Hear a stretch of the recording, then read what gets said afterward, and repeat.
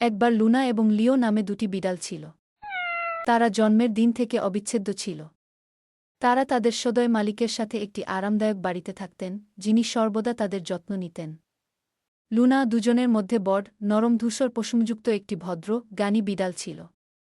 লিও ছোটটি, শক্তি এবং দুষ্টুমিতে পূর্ণ ছিল, সর্বদা খেলনার পিছনে তাড়া করে এবং কৌতুকপূর্ণ সমস্যায় পড়েছিল।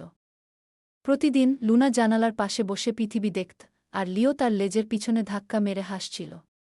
তারা তাদের রাতগুলি একসাথে সোফায় কুকডে, একে অপরের সাথে উষ্ণ এবং নিরাপদে কাটিয়েছে।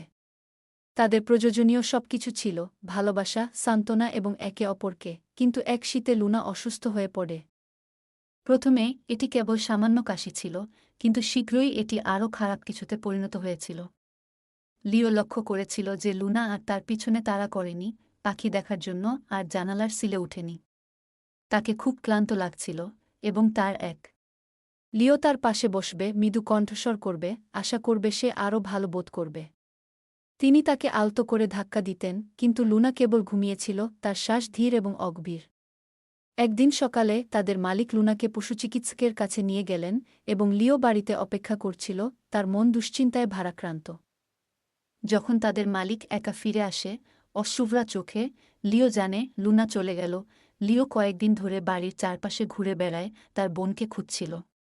তিনি তার মৃদু ফুসফুসের শব্দ মিস করেন, এবং তিনি যখন ভয় পেয়েছিলেন, তখন তিনি যেভাবে তাকে সর্বদা সান্ত্বনা দিয়েছিলেন। বাড়িটি একবার হাসি এবং উষ্ণতায় ভরা, অসহনীয়ভাবে খালি মনে হয়েছিল। প্রতিটি কোণ তাকে লুনার কথা মনে করিয়ে দিচ্ছিল, এবং তাকে ছাড়া সে হারিয়ে গেছে। সময় পেরিয়ে গেলেও লিও কখনো লুনাকে ভুলে যায়নি।